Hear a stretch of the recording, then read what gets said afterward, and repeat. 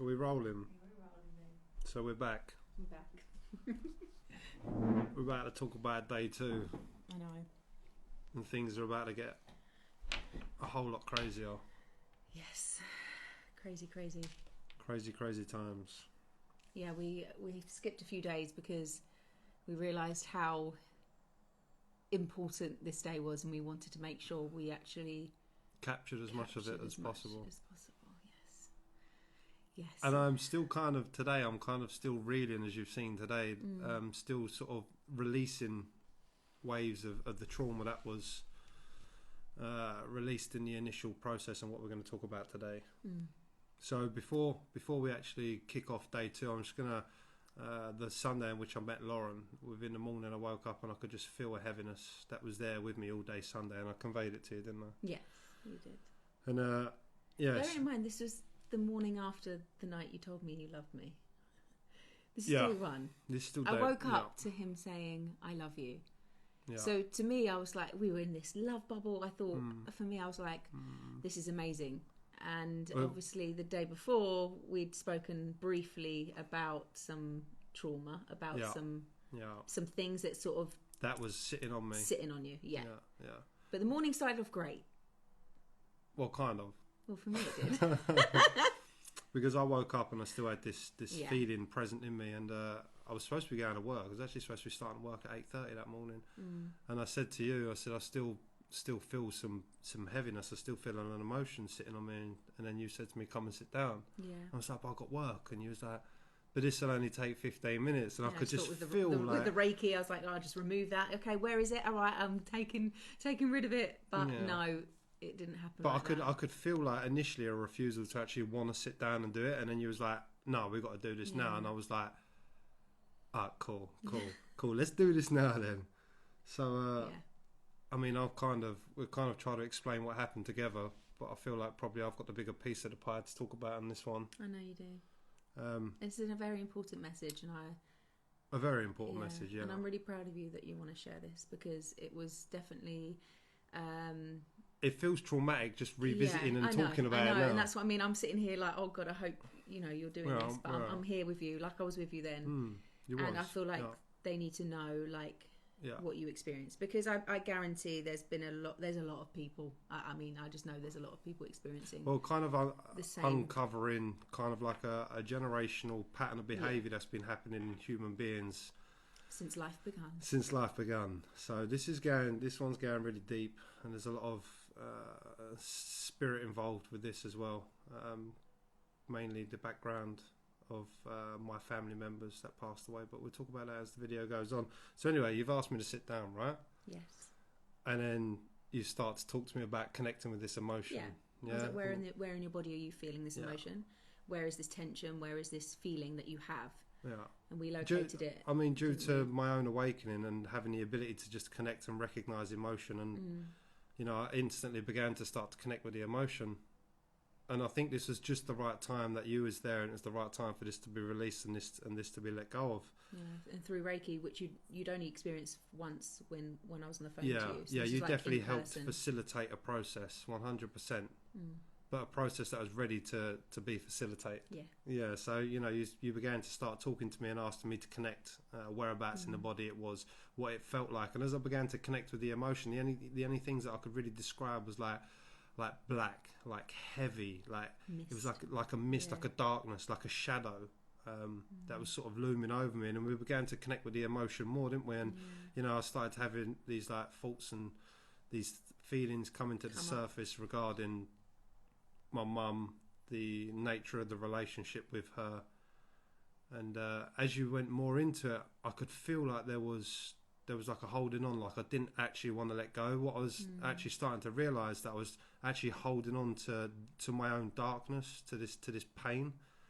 And as we went more into it, it began to open up more in me, and it began to felt like deep shame in myself, like a feeling of not being worthy, a feeling of not being wanted, a feeling of rejection. Not good enough.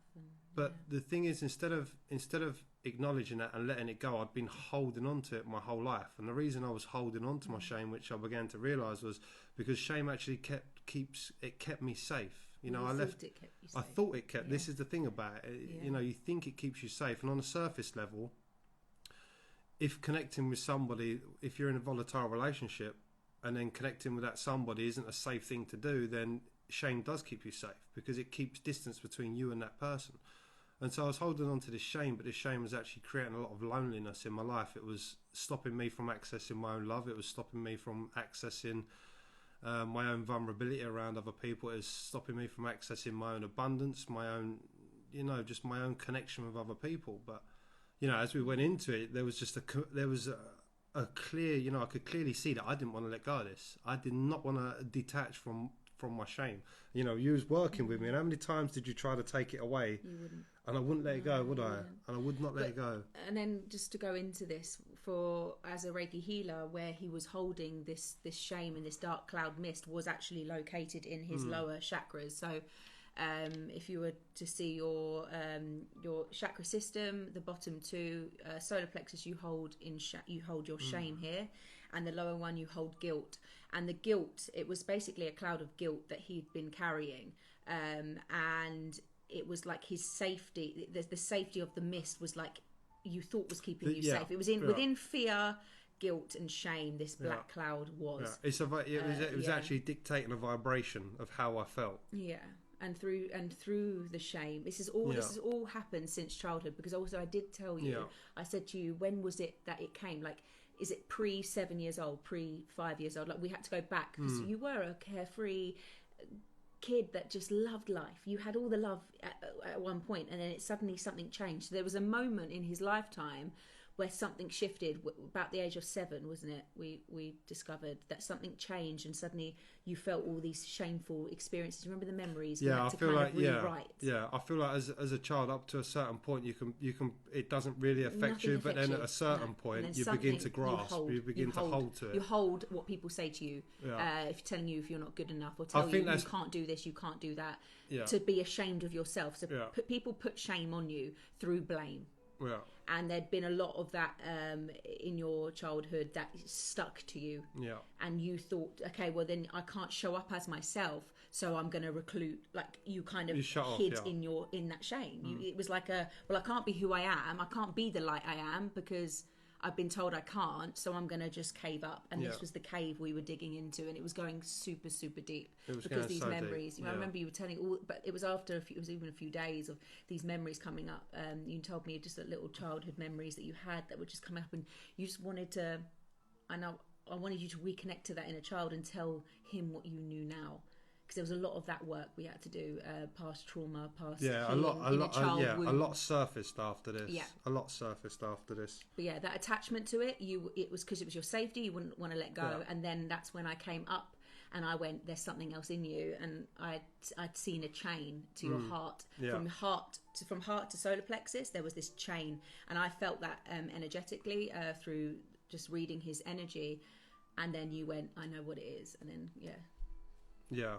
share what that attachment. It was attachment to the shame. Yeah, so it was attachment to the shame. And I knew letting go, but I knew releasing that was going to make you let go of the shame. Yeah, but I couldn't. You couldn't. I couldn't. But we did in the end. We did in the end. Yeah. Which is where it takes a bit of a different turn, because I knew that I couldn't let go of it. I knew that this bond in me to shame was so deeply enrooted. You know, as I said, we tried a number of times, but every time she was like, right, we're going to release it. There was a part of me that was like, nah, we are not releasing this. No. And then that's when we started to experience kind of like, so you said to me, somebody's here. Yeah. And instantly I just knew, like instantly I got this wave of emotion, this feeling, this like instinctive knowledge that you get. And I was like, right, I just knew straight away. I was like, I knew my grandma was present with me. And I pick up on spirits. And then I instantly knew that she was there with me. And all of a sudden I started to nod, and then you was like, somebody else is here with you. And you nodded just like your granddad, didn't you? Yeah. It's okay. Such a raw experience. I know. So you know, I was then able to acknowledge that my granddad was there as well. You know, they both passed away, and I could feel like an immense amount of like love being shown towards me from them both. They was like really infusing me of love and the strength to actually let go of it. Yeah, it wasn't just. It was such an amazing experience. It was unreal, an absolutely unreal experience. So now I'm deeply aware of, like, I have my nan and my granddad, my grandma and my granddad there, and they're just both pouring love into me, just pure love, pure power. That was empowering me to break this bond. And then we worked on it, didn't we? And you went to do it again, and I could feel, right, instantly. I just knew, like, instantly I knew this was gonna go. But you tried, and I was like, there was still an attachment there. But the thing is that this bond that he was tied to, he knew was bringing up unconscious behaviours and patterns that he wanted to change. And coming into a relationship with me made you very aware of that, because you didn't want to bring your past into this new relationship and your past behaviours. And it's the unconscious behaviours that keep putting you in this, you're not going forward. It's like this. Yeah, it's just a past pattern of behaviours that weren't serving him anymore. It's past repeating. Yeah, and you knew this had to come up to be acknowledged and released because going into something new, it was like you knew. I mean, and that was like the powerful message of your gran and your nan and granddad of do this for you, but also do this for us. Yeah, it was. Yeah. It wasn't just something that I was dealing with. We was really talking about, which I will talk about. No, I mean, by this point now, I had already cried so much. I was literally sitting there and I was drenched in just sweat and tears. And so we get to this last part, and I've now got my grandma and granddad present, and I can feel the immense power and love that they're giving me. And you went to break it, and I was like, okay, it's still there, but now it's like a thin line. I couldn't let go of anything unless he was giving me permission to. I can't physically do that through Reiki. You have to be totally 100%. It's going. Surrender, let it go. So I had to keep surrendering to it. I had to keep surrendering, keep surrendering more and more, and then you saw, and you've done it. It was a string. So it went from a chain. You described it to be like a chain. Yeah, it felt like a chain, rusty chain, and then it went to just a silver line, didn't it? A silver streak, a bit of string. Yeah, and then that broke, and I instantly felt the release of that. And the only way that I can describe it as that broke in me, it was like.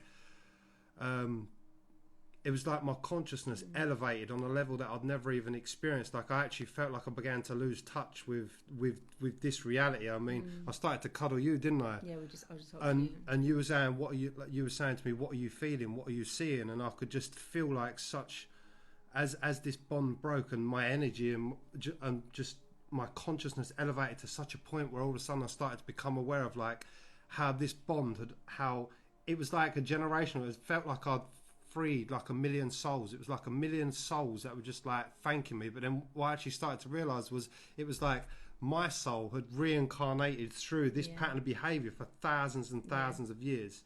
And it was at this point that I elevated so high in my consciousness, and you was asking me what can I see, and I was just so aware of like the other side. I was more connected to the other side than I actually was here.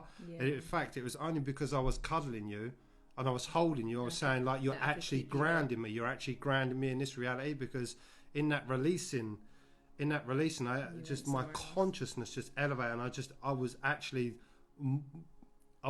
more in the realm of pure consciousness than I was in this reality. And you know, I was just starting to say how much overwhelming gratitude I was being shown by the other side. You know, my grandma was just like. Okay, so like my grandma was just showing me so much acknowledgement, so much appreciation, and then she began to fade. And I was saying to you when I was like, the sword, remember? No, it was my granddad that had the sword. It was my granddad that had the sword. Yeah, and my grandma began. Speak your truth. Yeah. Speak up. Yeah. Speak your truth. Yeah, and my grandma began to fade into the distance, and then she reminded me of a memory of the last picture I ever had taken with her. And in the picture, it was a family wedding, and I was kneeling in front of her, and she had her hand on my shoulder, and it was kind of like, it was an acknowledgement that this is what you was here to do. You was here to break this, to break this chain. And then she began to fade, she began to fade back into the light, and she was just like thanking me, and it was like,